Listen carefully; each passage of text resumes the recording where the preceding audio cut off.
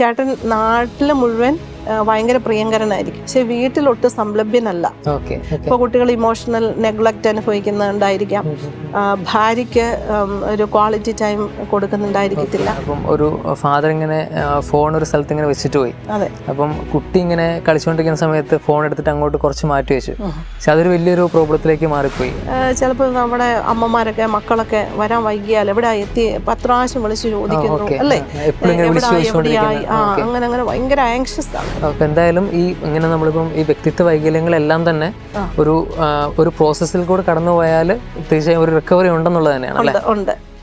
നമസ്കാരം, ശാലം ടിവിയുടെ ഒപ്പം പ്രോഗ്രാമിലേക്ക് എല്ലാ പ്രേക്ഷകർക്കും സ്വാഗതം.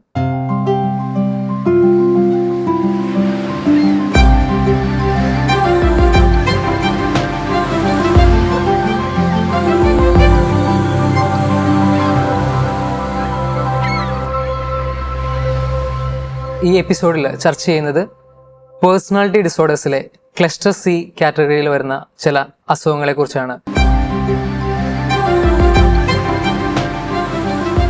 ഏതൊക്കെയാണ് സിസ്റ്റർ ഈ ഒരു ക്ലസ്റ്റർ സിയിൽ വരുന്ന പേഴ്സണാലിറ്റി ഡിസോർഡേഴ്സ്? ക്ലസ്റ്റർ സിയിലെ ഡിസോർഡേഴ്സ് ആണ് avoidant personality disorder, obsessive compulsive personality disorder, പിന്നെ ഡിപ്പെൻഡന്റ് പേഴ്സണാലിറ്റി ഡിസോർഡർ. ഇതിൽ ഒബ്സസീവ് കമ്പൾസീവ് ഡിസോർഡർ എന്ന് പറയുന്നത് നമ്മൾ പറയുന്ന OCD അല്ല, അത് രണ്ടും രണ്ടാ. പലപ്പോഴും ആൾക്കാർക്ക് അത് ഒബ്സസീവ് കമ്പൾസീവ് ഡിസോർഡർ നമ്മൾ ഒബ്സഷനുള്ള തോട്ട്സും കമ്പൾസീവ് ബിഹേവിയേഴ്സും ഉള്ളതാ. അതേപോലെ നമ്മൾ കൺസിസ്റ്റന്റ് ആയിട്ട് ഹാൻഡ് വാഷിങ്, ഒരു മുറി പൂട്ടിയോ ഇല്ലയോ എന്ന് വീണ്ടും വീണ്ടും പോയി നോക്കുന്നു, അങ്ങനെ കമ്പൾസീവ് ബിഹേവിയറും ഉണ്ടാവണം, ഒബ്സസീവ് ആയിട്ടുള്ള തോട്ട്സ്, കൺസിസ്റ്റന്റ് ആയിട്ടുള്ള ഒബ്സഷൻ ഉള്ള തോട്ട്സ്, വീണ്ടും വീണ്ടും വീണ്ടും ചെയ്തില്ലയോ ഇങ്ങനെയുള്ള തോട്ട്സ്, അത് ബിഹേവിയറിലേക്ക് ലീഡ് ചെയ്യും, ചെക്ക് ചെയ്യുന്നു, അങ്ങനെയുള്ള അത് രണ്ടും കൂടെ വരണം ഒബ്സസീവ് കമ്പൾസീവ് ഡിസോർഡറിന്. ഇത് നമ്മൾ വ്യക്തിത്വ വൈകല്യങ്ങളിൽ പറയുന്നത് ഒബ്സസീവ് കമ്പൾസീവ് പേഴ്സണാലിറ്റി ഡിസോർഡറിനകത്ത് അത് പെർഫെക്ഷനിസം, അതൊക്കെ നമുക്ക് ആ തിങ്കിങ്ങില് വരുന്നതാ. ഈ ഒരു കാറ്റഗറിയിൽ പെർഫെക്ഷനിസം വളരെ കൂടുതലായിരിക്കും അല്ലേ? അതെ. ചെറിയ കാര്യങ്ങളിൽ പോലും കൂടി ഏറ്റവും പെർഫെക്റ്റ് ആയിട്ട് ചെയ്യണം. അതെ അതെ, അത് വളരെ റിജിഡ് ആയിട്ടുള്ള കർക്കശ്യമായ ഒരു ആറ്റിറ്റ്യൂഡ്. അത് ചിലപ്പോൾ ആ വ്യക്തിക്ക് അത്ര ബോധ്യം ഉണ്ടാവണമെന്നില്ല. ഈഗോ സിൻറ്റോണിക് ആയിരിക്കും. ഞാൻ ആ ചെയ്യുന്നതിന് എനിക്ക് വ്യക്തമായ പെർഫെക്ഷനിസത്തിന് നീതീകരണമുണ്ട്, ന്യായീകരണമുണ്ട്. അപ്പൊ ഞാൻ അതെനിക്ക് മാറ്റേണ്ടതായിട്ട് എനിക്ക് തോന്നണമെന്നില്ല ഈ പേഴ്സണാലിറ്റി ഡിസോർഡറിലുള്ളവർ. പക്ഷെ OCD ഉള്ളവർക്ക്, ഹാൻഡ് വാഷിങ് അതൊക്കെ ഉള്ളവർക്ക് അതൊരു അവരെ ബുദ്ധിമുട്ടിപ്പിക്കുന്നത്, അത് മാറ്റിയെടുക്കാൻ ആഗ്രഹമുള്ളതാണ്.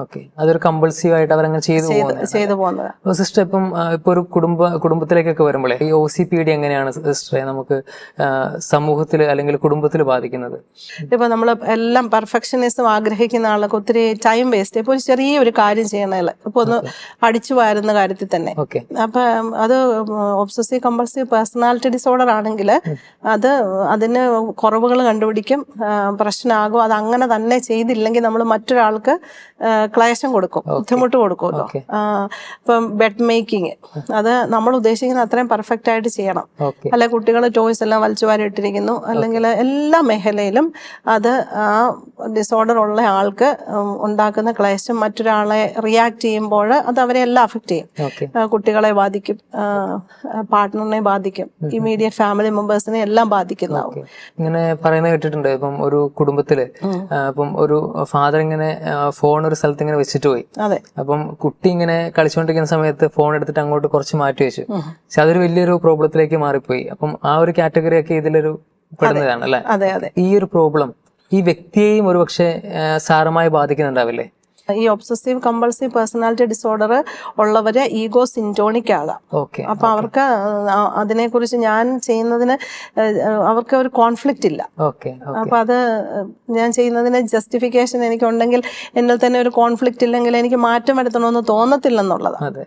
അതേസമയം OCD-ക്കാർക്ക് ഈ നിർബന്ധമായിട്ട് കൈ കഴുകുന്നു, കൈയുള്ള തൊലി വരെയും പോകുന്നു, അല്ലെങ്കിൽ ഈ മുറി പൊട്ടിയോ ഇല്ലെന്ന് വീണ്ടും വീണ്ടും നോക്കുന്നു, ഒബ്സഷൻ ബിഹേവിയറിലേക്ക് നയിക്കുന്നത് കൊണ്ട് മറ്റേത് ചിന്തയിലുള്ള ക്ലേശമാണല്ലോ കൂടുതൽ, അത് മറ്റുള്ളവരെ അഫക്റ്റ് ചെയ്യിപ്പിക്കുക. ഇത് ഈ വ്യക്തി തന്നെയാണ് ചെയ്യുന്നത്.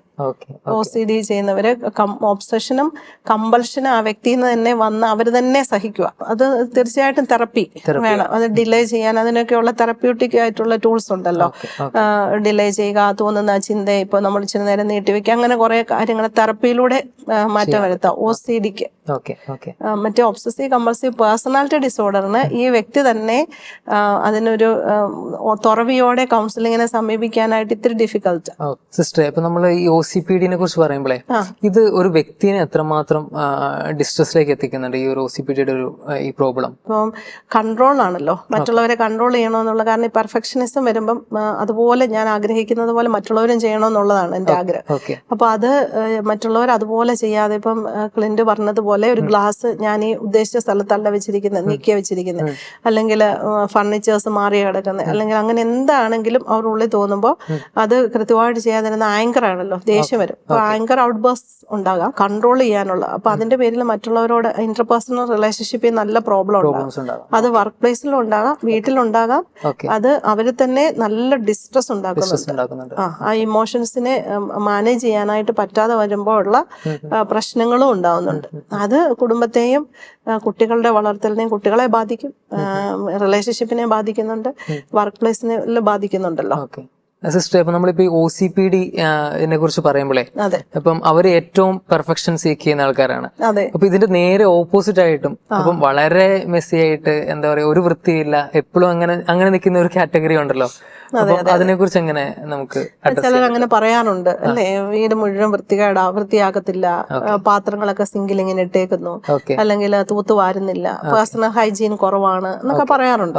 നമ്മൾ സാധാരണ കൗൺസിലിംഗ് സെഷനിലാണെങ്കിലും ഒരാൾ വരുമ്പോൾ അവരുടെ പേഴ്സണൽ ഹൈജീൻ അസസ് ചെയ്യുമ്പോൾ നമ്മൾ നോക്കാറുണ്ട്. തീർച്ചയായിട്ടും അവരുടെ ഗ്രൂമിങ് എങ്ങനെയൊക്കെയാണ്. പക്ഷെ വീട്ടിലെ കാര്യം നമുക്ക് അറിയത്തില്ലായിരിക്കും, പക്ഷെ വ്യക്തിയെ കാണുമ്പോൾ നമുക്ക് കുറെ മനസ്സിലാക്കാൻ പറ്റുമായിരിക്കും അല്ലേ. അപ്പൊ അത് ഒരു ചെറിയൊരു സിംറ്റം ആയിട്ടാണ് നമുക്ക് കാണാൻ പറ്റുന്നത്. അത് ഒരു ഡിസോർഡർ ആണെന്നുള്ളതിനേക്കാൾ ഉപരി എന്തിന്റെയൊക്കെയോ ഒരു സിംറ്റം ആണ്. അപ്പൊ അത് നമ്മൾ ആ വ്യക്തിയോടും കൂടെ ഉള്ളവരോടും ഒക്കെ ചോദിച്ച് മനസ്സിലാക്കുമ്പോഴാണ് കൃത്യമായ ഒരു ഉത്തരം കിട്ടുന്നത്. ചിലപ്പം ഡിപ്രഷന്റെ സ്റ്റാർട്ട് ചെയ്ത ഒരു വ്യക്തിയായിരിക്കാം. അപ്പോൾ ഒരു അമ്മയ്ക്ക് വീട്ടിലെ എല്ലാ ഡിപ്രഷൻ ഉള്ളത് കൊണ്ട് ചെയ്യാൻ പറ്റുന്നില്ല, ക്ഷീണമായിരിക്കാം, തളർച്ചയായിരിക്കാം. ഇനിയും നമ്മൾ പറഞ്ഞതുപോലെ വൈറ്റമിൻ ഡി പോലും കുറഞ്ഞു കഴിഞ്ഞാൽ നമുക്ക് മൂഡ് തോന്നുന്നില്ല ഒന്നും ചെയ്യാൻ, മടി വരുക ചെയ്യാനായിട്ട്. മെഡിക്കൽ കണ്ടീഷൻസും വലിയൊരു തീർച്ചയായിട്ടും. ഇപ്പൊ സോഡിയം കുറഞ്ഞാല്, പൊട്ടാസ്യം കുറഞ്ഞാല്, വൈറ്റമിൻ ഡി കുറഞ്ഞാലൊക്കെ നമ്മൾ കാണിക്കുന്ന ബിഹേവിയേഴ്സ് അല്ലേ, നമ്മള് വല്ലാത്ത സ്വഭാവത്തിന്റെ പ്രത്യേകതകൾ കാണിക്കാറുണ്ട്.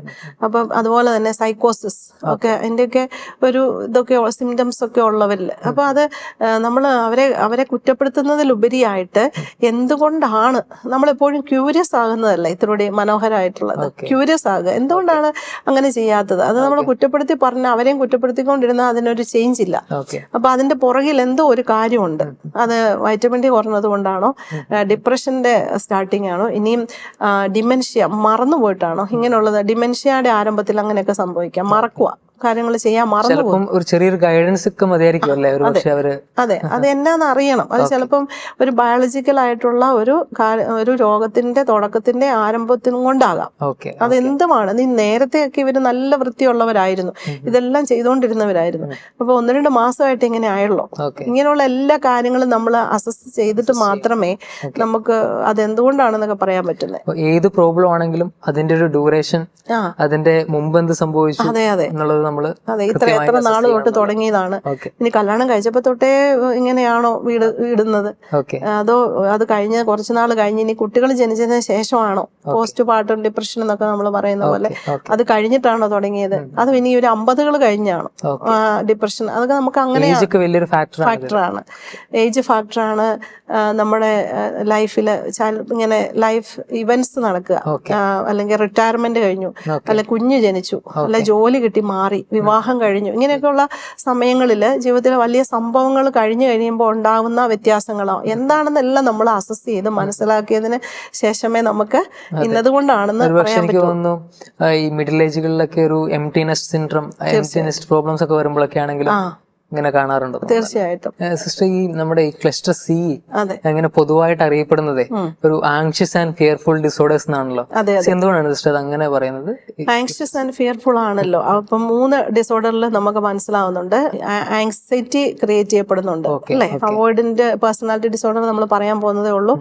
ഈ ഒബ്സസീവ് കമ്പൾസീവിന്റെ അകത്തും ഒരു ആങ്സൈറ്റി ഉണ്ട് അല്ലെ. ഡിസ്ട്രെസ്, ഈ ആങ്ഷ്യസ് ആകുമ്പോഴാണല്ലോ. കാരണം എനിക്ക് ഈ കാര്യം ഞാൻ വിചാരിക്കുന്നത് പോലെ അതല്ലേ പെർഫെക്ഷനിസം, അങ്ങനെ ചെയ്തില്ലെങ്കിൽ എന്നിൽ പ്രശ്നമാണല്ലോ. അപ്പൊ അതുകൊണ്ട് ഇനി ഡിപ്പെൻഡന്റ് പേഴ്സണാലിറ്റിയിലും ആങ്സൈറ്റി നന്നായിട്ടുണ്ട്, ആങ്ഷ്യസ് ആകുന്നുണ്ട്. അപ്പോൾ അത് അറ്റാച്ച്മെന്റിലെ പ്രോബ്ലം ആണ്. ചെറുപ്പകാലത്തുള്ള അറ്റാച്ച്മെന്റ്, നമ്മൾ അറ്റാച്ച്മെന്റ് തിയറിക്കകത്ത് മേരി ഐൻസ്വർത്തും ഒക്കെ പഠിപ്പിക്കുന്ന അറ്റാച്ച്മെന്റ് തിയറിയിൽ വ്യക്തമായിട്ട് പറയുന്നുണ്ട്, സെക്യൂർ അറ്റാച്ച്മെന്റ്. കുട്ടി ജനിക്കുമ്പോൾ തൊട്ട് അമ്മയായിട്ടുള്ള അല്ലെ അപ്പനുമായിട്ടുള്ള സെക്യൂർ അറ്റാച്ച്മെന്റ് അല്ല കുട്ടിക്ക് കിട്ടുന്നെങ്കിൽ, സ്റ്റേബിൾ ആയിട്ടുള്ള ഒരു കണക്ഷൻ കെയർ ഗിവേഴ്സുമായിട്ട് കിട്ടുന്നില്ലെങ്കിൽ നമ്മൾ ഡെവലപ്പ് ചെയ്യുന്നത് ഇൻസെക്യൂർ അറ്റാച്ച്മെന്റ്. ഇൻസെക്യൂറിന്റെ അകത്തുള്ളതാണ് anxious attachment style, ambivalent, avoidant ഒക്കെ. അപ്പൊ അതിലെ ഈ ആങ്ഷ്യസ് അറ്റാച്ച്മെന്റ് സ്റ്റൈലിന് ഒരു ഉദാഹരണം പറഞ്ഞാല്, ചിലപ്പോൾ നമ്മുടെ അമ്മമാരൊക്കെ മക്കളൊക്കെ വരാൻ വൈകിയാൽ എവിടെ എത്തി 10 പ്രാവശ്യം വിളിച്ച് ചോദിക്കുന്നു അല്ലേ, എവിടെയായി, അങ്ങനെ ഭയങ്കര ആങ്ഷ്യസ് അവര്. അപ്പൊ അങ്ങനെയുള്ള ഒരു ആങ്ഷ്യസ് ആയിട്ടുള്ള ഒരു അമ്മ കുട്ടിയുടെ അപ്ബ്രിങ്ങിങ്ങില് വളരെയധികം ആങ്ഷ്യസ് ആയിരിക്കും അവരെപ്പോഴും അല്ലെ. ചിലപ്പോൾ ഒരുപക്ഷെ ഓവർ പ്രൊട്ടക്റ്റീവ് ആയിരിക്കും ചെറുപ്പത്തിലെ, ടു മച്ച് ഓവർ പ്രൊട്ടക്റ്റീവ് ആകുന്നു. അപ്പൊ ആ കുട്ടിയും ലേൺ ചെയ്യുന്നുണ്ടല്ലോ ആങ്ഷ്യസ് ആകാൻ അല്ലെ. അപ്പൊ ആ ഒരു അറ്റാച്ച്മെന്റ് സ്റ്റൈൽ. ഇനി നമ്മൾ കഴിഞ്ഞ എപ്പിസോഡുകളിൽ എപ്പോഴോ പറഞ്ഞിട്ടുണ്ട്, ഈ മദ്യപാനികളായ പേരൻസിന്റെ കുട്ടികള് കോഡിപ്പെൻഡന്റുകളാകാം, ഭയങ്കര ക്ലിങ്ങി നേച്ചർ, എല്ലാ അഭിപ്രായം ചോദിക്കുന്നു, പ്ലീസ് ചെയ്യുന്നു, അങ്ങനെ ഒരു ഇത്. അപ്പൊ അവരിലും ഈ ആങ്സൈറ്റി, അങ്ങനെ ഒരു ഡിസ്ഫങ്ഷണൽ ഹൗസ് ഹോൾഡിൽ നിന്നുള്ള വളർച്ചയിലൂടെ അവര് ആങ്ഷ്യസ് ആകാൻ പഠിക്കുന്നുണ്ട്. അല്ലെങ്കിൽ ഏതെങ്കിലും ഒരു പേരന്റ്, ഒരാൾ ആൽക്കഹോളിക് ആണെങ്കിൽ മറ്റേ ആള് ഡെഫിനറ്റ്ലി ആങ്ഷ്യസ് ആകാം. അതുമല്ല, ആങ്ഷ്യസ് അറ്റാച്ച്മെന്റ് സ്റ്റൈലാണ് ഈ ആള് വളർന്നു വന്നിരിക്കുന്നത്. അപ്പൊ സെക്യൂർ അല്ല അറ്റാച്ച്മെന്റ് സ്റ്റൈൽ. അപ്പൊ അങ്ങനെയുള്ളവർക്ക് ദൈവത്തോടുള്ള അറ്റാച്ച്മെന്റിലും ഒരു സെക്യൂരിറ്റി ഉണ്ടാവണമെന്നില്ലല്ലോ. ഇൻസെക്യൂർ അറ്റാച്ച്മെന്റ് ആണ് ആങ്ഷ്യസ് ആകാം, അവോയ്ഡന്റ് ആകാം, ആംബിവാലന്റ് ആകാം. അപ്പൊ ആ 3ഉം ഇൻസെക്യൂർ അറ്റാച്ച്മെന്റിലാണ് വരുന്നത്. ഇതിലൊരു ഫിയറിന്റെ ഫാക്ടറും കൂടി ഉണ്ടെന്ന് തോന്നുന്നു. അതിപ്പോ നമ്മൾ അവോയ്ഡന്റ് പേഴ്സണാലിറ്റി ഡിസോർഡറിനെ കുറിച്ച് മനസ്സിലാക്കുമ്പോൾ അത് ഇത്തിരി ക്ലിയർ ആകും. അവോയ്ഡന്റിന്റെ അകത്ത്, അവോയ്ഡന്റ് പേഴ്സണാലിറ്റി ഡിസോർഡറിൽ ഏറ്റവും കൂടുതൽ ഇവര് ഫിയർ വരുന്നത് കൊണ്ട് തന്നെ പല കാര്യങ്ങൾ അവോയ്ഡ് ചെയ്യുക. ഇപ്പൊ അവർക്ക് റിലേഷൻഷിപ്പില് ഇന്റിമേറ്റ് ആയിട്ടുള്ള റിലേഷൻഷിപ്പ് ആഗ്രഹമുണ്ട്, പക്ഷെ ഫിയർ ഓഫ് എന്തിനൊക്കെ ആയിരിക്കും ഫിയർ. ഈ അറ്റാച്ച്മെന്റിലേക്ക് പോയി കഴിഞ്ഞാൽ എന്നെ തിരസ്കരിക്കുവോ, അബാൻഡൻ ചെയ്യുവോ, റിജക്റ്റ് ചെയ്യുവോ എന്നൊക്കെയുള്ള പേടി. ഇനി ജോലി സ്ഥലത്താണെങ്കിൽ ജോലിയിൽ ഇവരെന്റെ കുറവുകളൊക്കെ മനസ്സിലാക്കി എന്നെ തള്ളിക്കളയുവോ, അതിനു മുമ്പേ അവിടുന്ന് രക്ഷപ്പെടും, എസ്കേപ്പ് ചെയ്യും. അപ്പൊ നമ്മൾ കണ്ടിട്ടില്ലേ, ചിലരൊക്കെ ജോലിക്ക് പോയി, ഒരു സ്ഥലത്ത് ജോലിക്ക് പോകുന്നു, തിരിച്ചു വരുന്നു, വേറൊരു സ്ഥലത്ത്, ഒരിടത്ത് സ്റ്റേബിൾ ആയിട്ട് നിൽക്കാൻ പറ്റത്തില്ല. അപ്പൊ അവർക്ക് ആ ഫിയർ നന്നായിട്ടുണ്ട്. അവോയ്ഡ് ചെയ്യുക, വ്യക്തികളെ അവോയ്ഡ് ചെയ്യും. ഇനി അവര് ചെയ്യുന്ന ഒരു കാര്യം, സെലക്റ്റീവ് ആയിട്ടുള്ള ചിലരുമായിട്ട് ഒത്തൊരുമിച്ച് പോകും, പക്ഷെ എല്ലാവരുമായിട്ട് പറ്റത്തില്ല. ആ സോഷ്യൽ ഇൻഹിബിഷൻ വലിയൊരു പ്രശ്നമാണ്. ഇപ്പൊ നമ്മൾ പറയത്തില്ലേ, ഒരു സോഷ്യൽ ആങ്സൈറ്റി ഒക്കെ ഉണ്ടെന്ന്, മറ്റുള്ളവരെ അഭിമുഖീകരിക്കാനുള്ള ബുദ്ധിമുട്ട്, ആളുകൾ കൂട്ടം കൂടി നിൽക്കുന്നിടത്ത് പോകാനുള്ള ബുദ്ധിമുട്ട്, അതൊക്കെ കുട്ടികളിലൊക്കെ നമ്മൾ കാണാറുണ്ട് അല്ലെ, സോഷ്യൽ ആങ്സൈറ്റി. അപ്പൊ അതിന്റെ ഒരു സിവിയർ ആയിട്ടുള്ള ഒരു അവസ്ഥയായിട്ട് വരും, അവോയ്ഡന്റ് പേഴ്സണാലിറ്റി ഡിസോർഡർ ആവും. ഈ സ്റ്റേജ് ഫിയർ അതൊക്കെ ഇതിന്റെ ഭാഗമായിട്ട് വരുന്ന ഒരു കാര്യമാണ്. സ്റ്റേജ് ഫിയർ ചില ട്രോമ കൊണ്ടും ഉണ്ടാകാം, അല്ലാതെ ഇങ്ങനെയും ഉണ്ടാകാം, സോഷ്യൽ ആങ്സൈറ്റി ഉള്ളവർക്കും ഉണ്ടാകാം. അപ്പോൾ ഈ അവോയ്ഡന്റ് പേഴ്സണാലിറ്റി ഡിസോർഡറിന്റെ ഏറ്റവും പ്രധാന കാര്യം ഈ സോഷ്യൽ ഇൻഹിബിഷൻ കാരണം എല്ലാ സിറ്റുവേഷനും അവോയ്ഡ് ചെയ്യുമ്പോൾ അവരുടെ ആ വ്യക്തിത്വത്തിലെ നന്മകള്, താലന്തുകളൊക്കെ പുറത്തു കൊണ്ടുവരാൻ, അല്ലെങ്കിൽ ഒരു വെൽബീയിങ്ങിന് തടസ്സമാണല്ലോ. പിന്നെ അതുപോലെ തന്നെ പലപ്പോഴും കേട്ടിട്ടുണ്ട്, ഇങ്ങനെ ജോലി വേണമെന്ന് അതിയായ ആഗ്രഹമുണ്ട്, പക്ഷെ ഇന്റർവ്യൂ അറ്റൻഡ് ചെയ്യാൻ പേടിയാണ്. അതൊക്കെ ഈ ഒരു അവോയ്ഡന്റ് പേഴ്സണാലിറ്റിയുടെ മൈൽഡ്, മോഡറേറ്റ്, സിവിയർ ഫോമിൽ നമുക്ക് അതിനെ മനസ്സിലാക്കാൻ പറ്റും. എനിക്ക് തോന്നുന്നു ഇതിനെക്കുറിച്ച് കൂടുതലായിട്ടും മനസ്സിലാക്കിയാൽ തന്നെ എനിക്ക് തോന്നുന്നു ഈ ഒരു പ്രോബ്ലത്തിൽ നിന്ന് പുറത്തു വരാൻ തോന്നുന്നല്ലേ. തീർച്ചയായിട്ടും അതിന് ഹെൽപ്പ് വേണം. ഒരുപക്ഷെ പേരന്റിങ്ങിന് ഒരു ഇന്റിമേറ്റ്, അതായത് ഇൻസെക്യൂർ ആയിട്ടുള്ള ഒരു വളർച്ച ചെറുപ്പകാലത്തുണ്ടായതും ബയോളജിക്കൽ ഫാക്ടേഴ്സ്, എൻവയോൺമെന്റൽ ഫാക്ടേഴ്സ് എല്ലാം ഇതിനൊരു ഘടകമാണല്ലോ ഇങ്ങനെ ഒരു പേഴ്സണാലിറ്റി ഡിസോർഡറിലേക്ക് വരാൻ. ഈ അവോയ്ഡ് ചെയ്ത് പോവുക, എല്ലാത്തിനെയും അവോയ്ഡ് ചെയ്യുക, ഐസൊലേറ്റ് ചെയ്യുക, ഒറ്റപ്പെടുക. പക്ഷെ അതിന് ആഗ്രഹമുണ്ട് മറ്റുള്ളവരായിട്ട് കണക്ട് ചെയ്യാൻ, ഭയം. ആ ഫിയറും ആങ്സൈറ്റി ഇതിൻ്റെ അകത്ത് വരുന്നത് കൊണ്ടാണ് ഈ ക്ലസ്റ്റർ സിക്കകത്ത് ഫിയർ, ആങ്ഷ്യസ് ആയിട്ടുള്ള ഒരു വികാരം ഈ ക്ലസ്റ്റർ സിയിലെ എല്ലാ പേഴ്സണാലിറ്റി ഡിസോർഡേഴ്സിനും ഉണ്ട്. ഇവരെ നമുക്ക് എങ്ങനെ സഹായിക്കാൻ പറ്റും സിസ്റ്റർ ഈ ഒരു കാറ്റഗറിയിലുള്ള? തീർച്ചയായിട്ടും സൈക്കോതെറപ്പി, സ്കീമ തെറപ്പി, CBT. ചിലർക്ക് ഡിസ്റ്റോർട്ടഡ് ആയിട്ടുള്ള കൊഗ്നീഷൻസ് ഉണ്ടാകുമല്ലോ. ഞാനൊന്നിനും കൊള്ളാത്ത ആളാണ്, എന്നെ കുറിച്ച് മറ്റുള്ളവരെല്ലാം വിചാരിക്കും, എംപാരസ്മെന്റ്, നാണക്കേട്, പിന്നെ അപ്പോൾ സെൽഫ് എസ്റ്റീമിലുള്ള പ്രോബ്ലംസ് ഉണ്ടാകും. അപ്പൊ ഇതെല്ലാം ഒരു കൗൺസിലിംഗ്, സൈക്കോതെറപ്പി, ടോക്ക് തെറപ്പി അല്ലേ, സൈക്കോതെറപ്പിയിലൂടെ തന്നെ നമുക്ക് കുറച്ച് ആ ഒരു റപ്പോ ബിൽഡ് ചെയ്ത് കൗൺസിലിംഗ് നടത്തുന്ന ആളിനെ നല്ല ട്രസ്റ്റ് വന്നു കഴിയുമ്പം ചെറുപ്പകാലത്തെ കുറച്ച് കാര്യങ്ങൾ എക്സ്പ്ലോർ ചെയ്യാൻ പറ്റും, നമുക്ക് ധൈര്യപ്പെടുത്താൻ പറ്റും, നമുക്ക് അതിനെ സഹായിക്കാൻ പറ്റുന്നതാണ് ഈ പേഴ്സണാലിറ്റി ഡിസോർഡർ. ഇനി വേറെ ഏതെങ്കിലും ടൈപ്പ് ഡിസോർഡർ ഉണ്ടോ? Dependent personality disorder. അതെ, ഡിപ്പെൻഡന്റ് പേഴ്സണാലിറ്റി ഡിസോർഡർ നമ്മൾ മുമ്പ് സൂചിപ്പിച്ചിരുന്നല്ലേ. നർസിസ്റ്റുമായിട്ട് വളരെയധികം കണക്ട് എല്ലാം ചെയ്തു കൊടുക്കുന്ന ഒരു പേഴ്സണാലിറ്റി ടൈപ്പാണ്. കെയർ ടേക്കർ എന്ന് പറയാം. കെയർ ടേക്ക് ചെയ്യുമ്പോഴാണ് അവർക്ക് വർത്തിയായിട്ട് ഫീൽ ചെയ്യുന്നത്, എല്ലാം ചെയ്തു കൊടുക്കുക. നമ്മൾ കേട്ടിട്ടില്ലേ നാട്ടിലൊക്കെ, ചേട്ടൻ നാട്ടില് മുഴുവൻ ഭയങ്കര പ്രിയങ്കരനായിരിക്കും, എല്ലാ കാര്യങ്ങളും നാട്ടിൽ ചെയ്തു കൊടുക്കുന്നു, നാട്ടുകാർക്ക് ഭയങ്കര ഇഷ്ടമാണ്. പക്ഷെ വീട്ടിലൊട്ട് സംലഭ്യനല്ല. വീട്ടിലെ കാര്യങ്ങളിലൊന്നും സംലഭ്യതയില്ലെന്ന് മാത്രമല്ല, കുട്ടികൾക്ക് അവൈലബിൾ അല്ലായിരിക്കും, ഇമോഷണലി അവൈലബിൾ അല്ലായിരിക്കും. ഇപ്പൊ കുട്ടികൾ ഇമോഷണൽ നെഗ്ലക്റ്റ് അനുഭവിക്കുന്നുണ്ടായിരിക്കാം, ഭാര്യയ്ക്ക് ഒരു ക്വാളിറ്റി ടൈം കൊടുക്കുന്നുണ്ടായിരിക്കത്തില്ല. പക്ഷെ നാട്ടിൽ എന്ത് കാര്യം വന്നാലും ആള് സഹായിക്കും, അങ്ങനെ കേട്ടിട്ടുണ്ടാവും. അപ്പൊ അത് നാട്ടിലെല്ലാവർക്കും പ്രിയങ്കരനാണെങ്കിലും വീട്ടില് ആള് അവൈലബിൾ അല്ല എന്ന് വരുന്നത് തന്നെ ഒരു ചെയ്തു കൊടുക്കുന്നതിലുള്ള സംതൃപ്തിയാണ്, വർത്തിയായിട്ട് ഫീൽ ചെയ്യുന്നത്. നമ്മൾ ചെയ്തു കൊടുത്ത് അവസാനം ഇങ്ങനെയുള്ള ഒരു ബേൺ ഔട്ടിലാവും, മടുക്കും. ആ അവസ്ഥയിൽ ചിന്തിക്കും, ഞാൻ ഇത്രയെല്ലാം ചെയ്തു കൊടുത്തിട്ട് ആരും എനിക്ക് ഒരു കാര്യം ചെയ്യാനില്ലല്ലോ. അതൊരു ഡിസപ്പോയിന്റ്മെന്റിലേക്കൊക്കെ നയിക്കുന്നതാണ്. ഇവർക്ക് പലപ്പോഴും ഇങ്ങനെ സ്വന്തമായിട്ട് കാര്യങ്ങൾ ചെയ്യാൻ പറ്റാത്തൊരു സ്ഥിതിയിലൊക്കെ ഉണ്ടെന്നൊക്കെ. എല്ലാ കാര്യവും ഡിപ്പെൻഡന്റ് പേഴ്സണാലിറ്റിയുടെ ഒരു ക്രൈറ്റീരിയ എന്ന് പറയുന്നത് എല്ലാം കുഞ്ഞു കാര്യങ്ങൾ വരെയും മറ്റുള്ളവരുടെ അഷുറൻസ് വേണം ചെയ്യാനായിട്ട്. സ്വന്തമായിട്ടൊരു തീരുമാനമല്ല, എല്ലാവരോടും ചോദിച്ച് ചെയ്യുന്നു. എല്ലാ കാര്യത്തിലും ഉറപ്പാകണം, തന്നെ ഒരു തീരുമാനം എടുത്ത് ചെയ്യാനുള്ള ഒരു ധൈര്യം ഇല്ല. അത് കോഡിപെൻഡൻസിയുടെ, ഡിപ്പെൻഡന്റ് പേഴ്സണാലിറ്റിയുടെ ഒരു പ്രത്യേകതയാണ്. നമ്മളിപ്പം വ്യക്തിത്വ വൈകല്യങ്ങളെ കുറിച്ച് ഇങ്ങനെ ചർച്ച ചെയ്തുകൊണ്ടിരിക്കുകയാണ്. അതെ, പലപ്പോഴും എല്ലാവർക്കും ഒരു സംശയം, ഇപ്പം ഒരു കൗൺസിലിംഗ് സെഷൻ വന്ന് കണ്ടു കഴിഞ്ഞാൽ ഈ ഒരു പ്രോബ്ലം തീർക്കാൻ പറ്റുമോ? അപ്പൊ അതെങ്ങനെയാണ് അതിന്റെ ഒരു കാര്യങ്ങള്? തീർച്ചയായിട്ടും ഒരു കൗൺസിലിംഗ് സെഷനിനോട് ഒന്നും നടക്കുന്നില്ലല്ലോ. ഒരു ആദ്യത്തെ 3 സെഷൻസ് എന്ന് പറയുന്നത് നമ്മൾ അസസ് ചെയ്യുന്നു, നമ്മൾ മനസ്സിലാക്കുന്നു, കൗൺസിലിംഗിൽ ആ ട്രസ്റ്റ് ബിൽഡ് ചെയ്യുന്നു, നമ്മൾ ആക്റ്റീവ് ലിസണിങ്ങിലൂടെ ഇവരെ കേൾക്കുന്നു, എമ്പതിയോടെ പെരുമാറുന്നു, നോൺ ജഡ്ജ്മെന്റൽ ആയിട്ടുള്ള ഒരു നിലപാടിലൂടെ അവരെ കേൾക്കുക, അല്ലെ, കോൺഫിഡൻഷ്യാലിറ്റി ഉറപ്പാക്കുന്നു. കൗൺസിലിംഗ് എന്ന് പറയുന്നത് കണ്ടന്റ് മാത്രമല്ല, ഈ പറഞ്ഞ എല്ലാ കാര്യവും പറയുന്നതിലല്ലല്ലോ, അതിന്റെ പ്രോസസ്സിലാണ് അതിന്റെ ഫലമിരിക്കുന്നത്. Content versus process. അപ്പൊ പ്രോസസ്സിംഗ് എന്ന് പറയുന്നത് ഒറ്റ സെഷനിലൂടെ നടക്കുന്നതല്ല. എന്തായാലും ഈ ഇങ്ങനെ നമ്മളിപ്പം ഈ വ്യക്തിത്വ വൈകല്യങ്ങളെല്ലാം തന്നെ ഒരു പ്രോസസ്സിൽ കൂടെ കടന്നു പോയാൽ തീർച്ചയായും ഒരു റിക്കവറി ഉണ്ടെന്നുള്ളത് തന്നെയാണ്. ഉണ്ട്. പിന്നെ ചില ഡിസോർഡറുകൾ നമ്മൾ പറഞ്ഞതുപോലെ narcissistic, obsessive compulsive personality disorder, അങ്ങനെയുള്ള ചില ഡിസോർഡറുകൾക്ക് ആന്റി സോഷ്യൽ, അതൊക്കെ അവർക്ക് തന്നെ അവബോധം ഉണ്ടാകണമെന്ന് ഇല്ല. അപ്പൊ ആ ഇൻസൈറ്റ് ക്രിയേറ്റ് ചെയ്യാൻ ഇത്തിരി ബുദ്ധിമുട്ടാണ്. അതാണ് നമ്മൾ കഴിഞ്ഞ എപ്പിസോഡുകളിൽ പറഞ്ഞത്. നമുക്ക് ദൈവത്തിന് വലിയ കൃപയും പ്രാർത്ഥനയും ഒക്കെ വേണം ആ വ്യക്തിക്ക് വലിയൊരു മാനസാന്തരത്തിലേക്ക് നമ്മൾ നയിക്കാൻ വേണ്ടി. സ്പിരിച്വാലിറ്റിക്ക് ഒരു വലിയ പങ്കുണ്ടല്ലേ ഒരു പേഴ്സണാലിറ്റി രൂപപ്പെടുത്തിയെടുക്കുന്നതിൽ? അതെ, അത് ദൈവമല്ലേ നമുക്ക് മനസ്സും ആത്മാവും ശരീരവും തന്ന ദൈവത്തിന് നമ്മുടെ മനസ്സിന് ന്യൂറോപ്ലാസ്റ്റിസിറ്റി, അതായത് ഹീൽ ചെയ്യാനുള്ള ഒരു കഴിവൂടെ തന്ന ദൈവം സൃഷ്ടിച്ചിരിക്കുന്നത്. ഹീലിങ്ങിനുള്ള കപ്പാസിറ്റി ദൈവം മനുഷ്യന് കൊടുത്തിട്ടുണ്ടല്ലോ. നമുക്ക് മറക്കാനുള്ള കഴിവ്, ക്ഷമിക്കാനുള്ള കൃപ, ഇതെല്ലാം ദൈവം തന്നിരിക്കുക. നമ്മൾ ആരും അറിഞ്ഞുകൊണ്ട് മുറിവേറ്റവരല്ലല്ലോ. ഇതിൻ്റെ അകത്തെല്ലാം ബയോളജിക്കൽ ഫാക്ടേഴ്സ് ഉണ്ട്, ജനിതകമായിട്ടുള്ളതുണ്ട്, എൻവയോൺമെന്റൽ ഫാക്ടേഴ്സ് ഉണ്ട്. അപ്പൊ നമ്മൾ ഈ വേദനിച്ചത്, മുറിഞ്ഞതെല്ലാം നമ്മൾ പറഞ്ഞിട്ട് കിട്ടിയതല്ലല്ലോ. അല്ല, ദൈവം അനുവദിച്ചത് ആ സാഹചര്യത്തിൽ വളരാൻ. അപ്പൊ ദൈവം അനുവദിച്ചതാണെങ്കിൽ ദൈവത്തിനെ എന്നെ സുഖപ്പെടുത്താൻ പറ്റുമല്ലേ? ഉറപ്പായിട്ട് സാധിക്കും. ഞാൻ ആ വീട്ടിൽ ജനിക്കണമെന്ന് ഞാൻ പറഞ്ഞിട്ടല്ലല്ലോ. അപ്പൊ ദൈവനെ തീർച്ചയായിട്ടും സുഖപ്പെടുത്തത്തില്ലേ?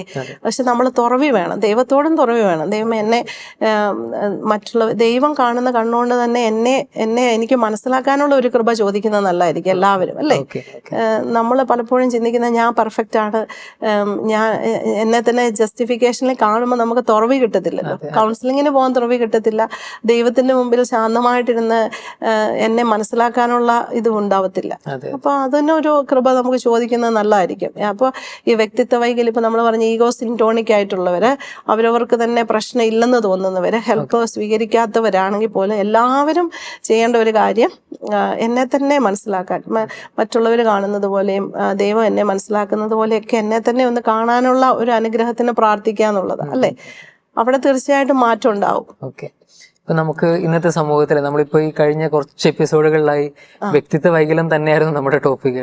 അപ്പൊ അതില് എനിക്ക് തോന്നുന്നു ഇപ്പം ഒരു സമൂഹം എടുത്തു കഴിഞ്ഞാൽ, അല്ലെങ്കിൽ ഒരു ചെറിയൊരു സ്ഥലം എടുത്താൽ പോലും അവിടെ എല്ലാമുള്ള എല്ലാ വ്യക്തികളിലും ഏകദേശം ഈ cluster A, cluster B, cluster C, ഇങ്ങനെ എല്ലാ കാറ്റഗറിയിലുള്ള ആൾക്കാരായിരിക്കും, വ്യക്തികളായിരിക്കും ആ സ്ഥലങ്ങളിൽ ജീവിക്കുന്നുണ്ടാവുക. അപ്പൊ ഇങ്ങനെ എല്ലാവരും കൂടി ഒരുമിച്ച് ജീവിക്കുമ്പം ഒരുമിച്ച് ജീവിക്കുന്നതിന്റെ ഒരു മനോഹാരിത കിട്ടാൻ വേണ്ടി നമ്മുടെ സമൂഹത്തിന് സിസ്റ്ററിന് കൊടുക്കാൻ പറ്റുന്ന ഒരു അഡ്വൈസ് അല്ലെങ്കിൽ എന്തായിരിക്കും ഒരു സൈക്കോളജിസ്റ്റിന്റെ പോയിന്റ് ഓഫ് വ്യൂവില്? എല്ലാ ഡിസോർഡറുകളും നമ്മുടെ എല്ലാ ഇടയിലും മൈൽഡ് ആയിട്ട് രീതിയിലും മോഡറേറ്റ്, സിവിയർ രീതിയിലുണ്ട്. അപ്പൊ ഇനി കുറച്ചു പേർക്കൊക്കെ സഹായം സ്വീകരിക്കാനായിട്ട് തുറവിയുള്ളവരായിരിക്കും. കുറെ പേര് അത് അവർക്ക് കിട്ടണമെന്നില്ല, ഇൻസൈറ്റ് കിട്ടിയിട്ടുള്ളവരാകണമെന്നില്ല. അങ്ങനെയുള്ളവരെ നമ്മൾ ഏറ്റവും പ്രധാനമായിട്ട് എല്ലാവരെയും എമ്പതിയോടെ കാണാനായിട്ട്, എമ്പതി ഇല്ലാത്ത ഡിസോർഡേഴ്സുകളും ഉണ്ട്, പക്ഷെ അങ്ങനെ ഇല്ലാത്തവരെയും ഉള്ളവരെ എമ്പതിയോടെ കാണാൻ പറ്റുന്ന ഒരു അവസ്ഥ, അല്ലേ? പിന്നെ നമ്മൾ ഈ ആത്മീയമായ മേഖലയിൽ നമ്മളുടെ ആത്മാവിന്റെ രക്ഷയാണല്ലോ ഏറ്റവും പ്രധാനം, അല്ലേ? ലോകം മുഴുവൻ നേടിയാൽ ആത്മാവ് നഷ്ടമായാൽ എന്ത് പ്രയോജനം? അപ്പൊ നമ്മുടെ ശരീരവും മനസ്സും ഹെൽത്തി ആയാൽ മാത്രമേ ആത്മാവിനും നല്ല ഹെൽത്ത് ഉണ്ടാവത്തുള്ളൂ, അല്ലെ? ഇപ്പൊ നമ്മൾ പറഞ്ഞ സെക്യൂർ അറ്റാച്ച്മെന്റ് മനുഷ്യരോട് മാത്രമല്ലല്ലോ, നമുക്ക് ദൈവത്തോട് നല്ലൊരു സെക്യൂർ റിലേഷൻഷിപ്പ് ഉണ്ടെങ്കിലേ ദൈവമായിട്ടുള്ള ബന്ധവും ബ്യൂട്ടിഫുൾ ആയിട്ട് പോകത്തുള്ളൂ.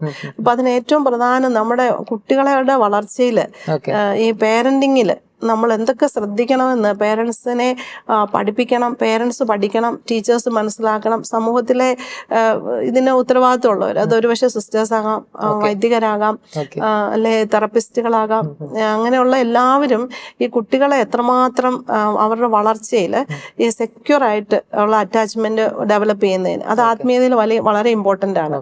അല്ലെ ഈ ഡിസോർഡേഴ്സ് ഒക്കെ വരാതെ അവരെ എങ്ങനെ ഹെൽപ്പ് ചെയ്യണം, അല്ലെ ജനിതകമായിട്ടുണ്ടെങ്കിൽ അത് അടുത്ത പാറ്റേൺ ആകാതെ അടുത്ത ജനറേഷനിലേക്ക് പോകാതെ എങ്ങനെ പ്രിവെന്റ് ചെയ്യണം, ഇതിനെക്കുറിച്ചെല്ലാം നമ്മൾ മനസ്സിലാക്കുകയും പഠിപ്പിക്കുകയും ഒക്കെ ചെയ്യുക എന്നുള്ളതാണല്ലോ ഒരു നല്ല സമൂഹത്തിന്റെ സുസ്ഥിതിക്ക്, മാനസികമായിട്ടുള്ള വളർച്ചയിൽ. അത് ആത്മാവും ദൈവമായിട്ടുള്ള ബന്ധത്തിനും ഏറ്റവും പ്രയോജനകരമായിട്ടെന്ന് തോന്നുന്നു. പിന്നെ ഹെൽപ്പ് സ്വീകരിക്കുക, അതിന്റെ സ്റ്റിഗ്മ കുറച്ചുകൊണ്ട് വരിക. ഈ മെന്റൽ ഹെൽത്ത് മറ്റ് ശരീരത്തിന്റെ കാര്യം പോലെ തന്നെ വളരെ വലിയ നീഡാണെന്നുള്ളതും അത് സ്റ്റിഗ്മയെ കുറിച്ച് സിസ്റ്റർ പറഞ്ഞപ്പോ, ഇപ്പം ഇപ്പോഴും നമ്മുടെ സമൂഹത്തില് ഇപ്പൊ ഒരാൾ ഒരു കൗൺസിലിംഗ് സെന്ററിലേക്ക് കൗൺസിലിംഗിന് ചെല്ലുന്നു, അവിടെ ചെല്ലുമ്പോൾ തന്നെ ലൈക്ക് അവർ വളരെ പേടിയോടുകൂടിയാണ് വരുന്നത്, ആരെങ്കിലും കാണുന്നുണ്ടോ? സോ അതിപ്പോഴും നമ്മുടെ സമൂഹത്തിലുണ്ടല്ലേ ഈ ഒരു സ്റ്റിഗ്മ ഉള്ളത്. എന്താ പറയണ്ടേ, മറ്റുള്ളവര് കൗൺസിലിങ്ങിന് പോകുന്നത് ഒരു മോശം, എനിക്കെന്തോ മാനസിക രോഗമാണെന്നുള്ള ഒരു ചിന്ത വരുന്നതുകൊണ്ടല്ലേ. ഈ മെന്റൽ ഹെൽത്ത് എന്ന് പറയുമ്പോൾ അല്ലെ മനസ്സിന് രോഗം ഉണ്ടോ എന്ന് ചോദിച്ചാൽ അത് സ്കിസോഫ്രീനിയ അല്ലെങ്കിൽ നമ്മൾ പറയുന്ന ഭ്രാന്ത് പോലെയുള്ള ഒരു രോഗമല്ല. നമുക്കെല്ലാം ഉണ്ട് മനസ്സിന്റെ ബുദ്ധിമുട്ടുകൾ, സ്ട്രെസ് ഉണ്ട്, മനുഷ്യനാണെങ്കിൽ എന്തെങ്കിലും ഒരു പ്രോബ്ലം ഉണ്ടാവും. അതെ, നമുക്ക് മനസ്സിന്റെ പ്രശ്നങ്ങൾ എല്ലാവർക്കും ഉണ്ട്. മൈൽഡ് രീതിയിലുള്ള ഡിപ്രഷൻ ഉണ്ടാകാം, ആങ്സൈറ്റി ഉണ്ടാകാം, ഇൻസെക്യൂരിറ്റി ഉണ്ടാകാം, ട്രോമ ഉണ്ടാകാം, ഭയങ്ങൾ ഉണ്ടാകാം, എല്ലാം ഉണ്ടാകാം. പക്ഷെ അത് നമ്മൾ വളരെ നോർമലാണ്, എൻ്റെ ശരീരം പോലെ തന്നെ ഇമ്പോർട്ടൻ്റ് ആണ് മനസ്സ്. അപ്പൊ അതിന്റെ ഒരു കാര്യത്തിനാണ് പിന്നെ നമ്മൾ ഇപ്പോൾ കൗൺസിലിങ്ങിന് പോകുന്നവരാണ് ഹെൽത്തി ആയിട്ടുള്ളവരെന്ന് ചിന്തിക്കേണ്ട ഒരു ആവശ്യമുണ്ട്. ഹെൽപ്പ് സഹിക്കാനുള്ള ധൈര്യമുണ്ട്, സെൽഫ് അവയർനെസ്സും ഉണ്ട്. അങ്ങനെയുള്ളവരെയാണ് കല്യാണം കഴിക്കേണ്ടത്. അങ്ങനെയുള്ളവരെ ധൈര്യമായിട്ട് കല്യാണം കഴിക്കാം. കാരണം ഹെൽപ്പ് സീക്ക് ചെയ്യുന്നുണ്ട്, ആ മേഖലയിൽ വർക്ക് ചെയ്യുന്നുണ്ട്, സെൽഫ് അവയർനെസ് ഉണ്ട്, ഇൻസൈറ്റ് ഉണ്ടെന്നൊക്കെ അതിന്റെ അർത്ഥം. നമ്മളിപ്പം ഈ പേഴ്സണാലിറ്റി ഡിസോർഡറിനെ കുറിച്ച് പറയുമ്പോൾ നമുക്കൊരു പലപ്പോഴും ഇന്നത്തെ ഒരു സമൂഹം പ്രത്യേകിച്ച് ഉപദേശങ്ങളെക്കാളും കൂടുതലായിട്ട് മാതൃകകളാണ് നോക്കുന്നത് അല്ലെ? അപ്പോ പേഴ്സണാലിറ്റി, ഏറ്റവും നല്ലൊരു ഐഡിയൽ പേഴ്സണാലിറ്റി ആയിട്ട് പറയാൻ വേണ്ടി പറ്റുമോ? നമ്മളെല്ലാവരും കുറവുകളുള്ളവരാണ്. അതിൽ തന്നെ നമുക്ക് ബ്യൂട്ടി ഉണ്ട്. അവിടെയാണ് നമ്മൾ എളിമപ്പെടുക അല്ലേ? നമ്മൾ എളിമയോടെ ജീവിക്കാൻ നമ്മളിൽ കുറവുണ്ട്, നമ്മൾ വന്ന വഴികളിൽ കുറവുണ്ട്, പക്ഷെ അത് പരിഹരിക്കാനുള്ള വഴികളും സ്ട്രെങ്സ് ഒക്കെ ദൈവം നമുക്ക് തന്നിട്ടുണ്ട്. പക്ഷെ ഐഡിയൽ പേഴ്സണാലിറ്റി ആയിട്ടൊക്കെ നമുക്ക് കാണാൻ പറ്റുന്നത് ഈശോയിൽ മാത്രമല്ലേ. നമ്മൾ ഈശോ എങ്ങനെയാണ് നമ്മളെ പഠിപ്പിച്ച ആ വഴിയിലൂടെ പോകുക എന്നുള്ളത്. ഈശോയുടെ വ്യക്തിത്വം എങ്ങനെയായിരുന്നോ, ഈശോയെ അനുകരിക്കുക, ഇമിറ്റേഷൻ ഓഫ് ക്രൈസ്റ്റ് എന്ന് നമ്മൾ പറയുന്ന ഈശോയെ അനുകരിക്കാൻ പറ്റുക എന്ന് പറയുന്നത് തന്നെ ഈശോ എങ്ങനെയൊക്കെ പെരുമാറി, ഈശോ എങ്ങനെയൊക്കെയാണ്. അന്നത്തെ കാലത്തെ കുഷ്ഠരോഗം ഇന്നത്തെ കാലത്ത് ചില മാനസിക രോഗങ്ങളാകാം അല്ലെ? സമൂഹത്തിൽ ഒറ്റപ്പെടുത്തുന്ന ചില ആളുകളുടെ പ്രത്യേകതകൾ കൊണ്ട് നമ്മൾ ഒറ്റപ്പെടുത്തുന്നതാവാം. അപ്പൊ അവരോടൊക്കെ ഈശോ എങ്ങനെയാ പെരുമാറിയേ? ഈശോ അവരെയൊക്കെ സുഖപ്പെടുത്തി കരുണയോടെ പെരുമാറി നമ്മൾ കാണുന്നതാണല്ലോ. വ്യഭിചാരത്തിൽ എല്ലാ ജനറേഷനും ഒരുപോലെ അനുകരിക്കാൻ പറ്റുന്ന ഒരു പേഴ്സണാലിറ്റിയാണ് ഈശോയുടെ പേഴ്സണാലിറ്റി. സോ എന്തായാലും നമ്മുടെ ഈ ഒരു ചർച്ചയിൽ എല്ലാ പേഴ്സണാലിറ്റീസിലും അപ്പ് ആൻഡ് ഡൗൺസ് ഉണ്ട്. അപ്പം എന്തൊക്കെ പ്രോബ്ലംസ് ഉണ്ടെങ്കിലും അതിനൊരു സൊല്യൂഷൻ മുമ്പിലുണ്ടെന്നുള്ളൊരു വലിയൊരു സന്ദേശമാണ് നമ്മുടെ ഈ ഒരു എപ്പിസോഡ് നമ്മുടെ പ്രേക്ഷകർക്ക് നമ്മൾ കൊടുക്കുന്നത്. അതിന് ഹെൽപ്പ് ഉണ്ട്. ഹെൽപ്പ് സ്വീകരിക്കാൻ മടിക്കരുത്. അത് അടുത്ത ജനറേഷൻ, അടുത്ത തലമുറയെ ഹെൽത്തി ആയിട്ട് കൊണ്ടുപോകുന്നതിന് വളരെ അനിവാര്യമാണ്. അപ്പം നമ്മുടെ ഇന്നത്തെ എപ്പിസോഡ് ഇവിടെ പൂർണ്ണമാവുകയാണ്. ഇങ്ങനെ വിവിധ തരങ്ങളിലുള്ള വ്യക്തിത്വ വൈകല്യങ്ങളുള്ള ഒത്തിരി മനുഷ്യരുടെ കൂടെയാണ് നാം എല്ലാം ആയിരിക്കുക. അപ്പം എല്ലാവരെയും കേൾക്കാനും അവരോടൊപ്പം ആയിരിക്കാനുമുള്ള ഒരു സന്ദേശം നൽകിക്കൊണ്ട് ഇന്നത്തെ എപ്പിസോഡ് പൂർണ്ണമാകുന്നു. നന്ദി.